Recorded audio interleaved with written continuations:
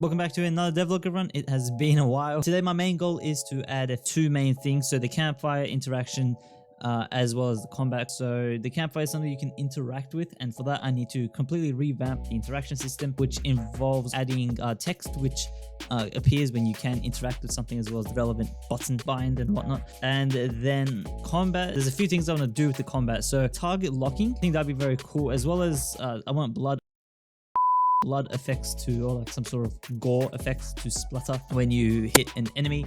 And as well as that, I want the damage you deal to appear as text above the enemy once you hit it. So those shouldn't be too hard to do. I'm going to use VFX graph for a lot of this, which you'll see in the time lapses as well. But that's enough talking about it. Let's get straight into it. There's a lot of work that needs to be done. First up, I'm going to work on the combat. So I'm gonna set up a lot of the combat scripts. The animations are already set up, so it's just gonna be coding it in and creating the visual effects for it and hooking that up.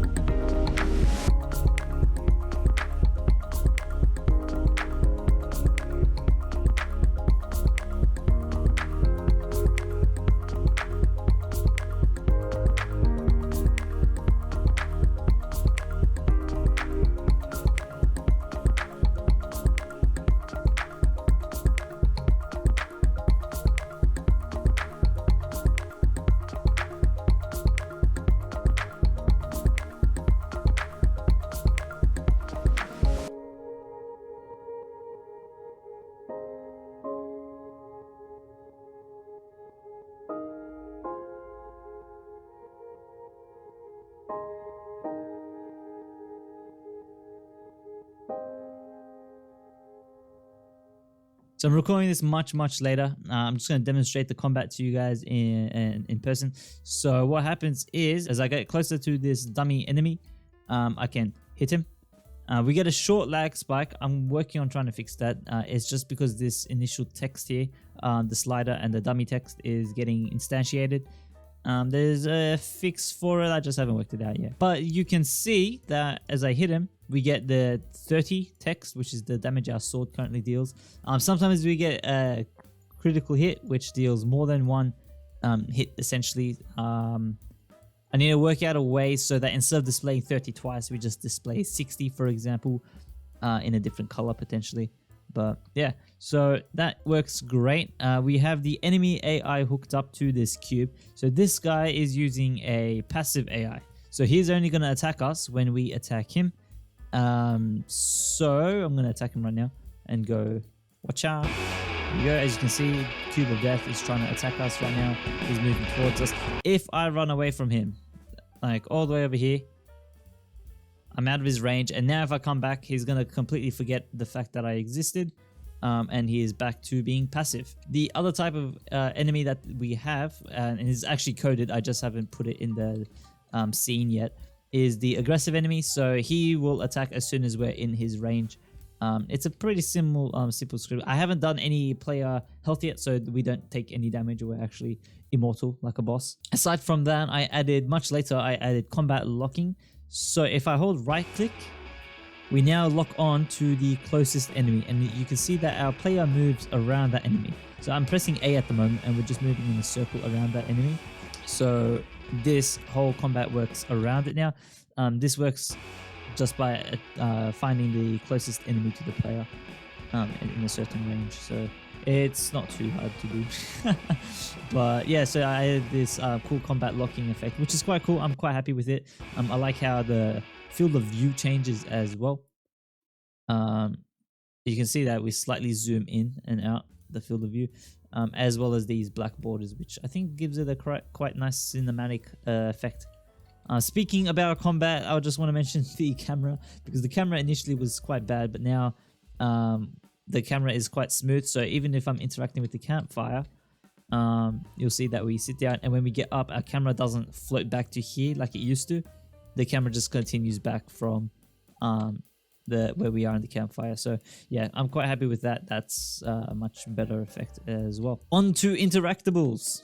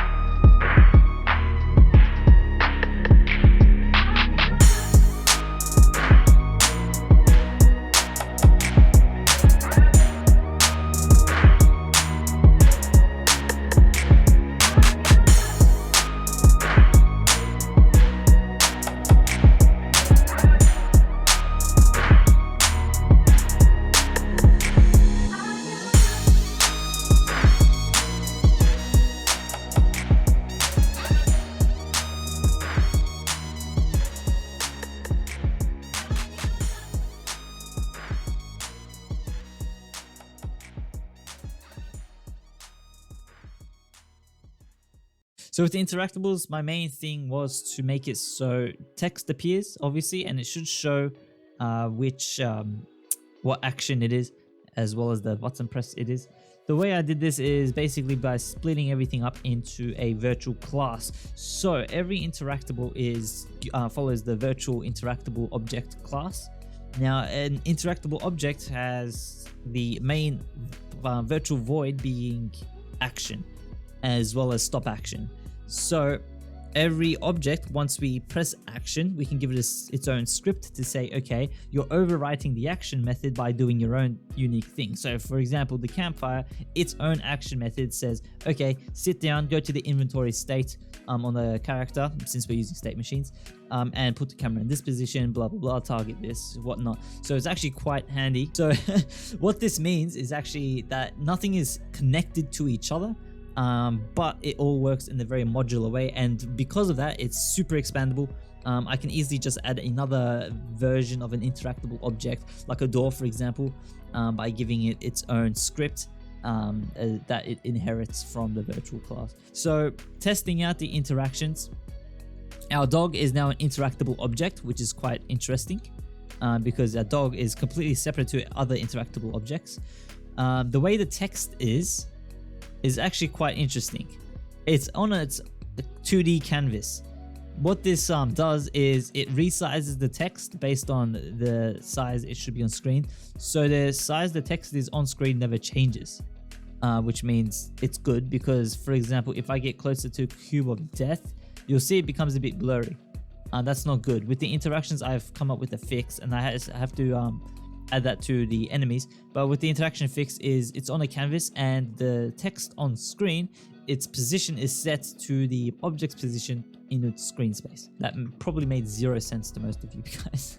Basically, it's very cool. So now our campfire is interactable, rocks are interactable, rocks that you can break are interactable, other breakables, etc., pick up objects and whatnot. So everything is an interactable class. If you guys do want to see a tutorial based on any of this stuff, let me know.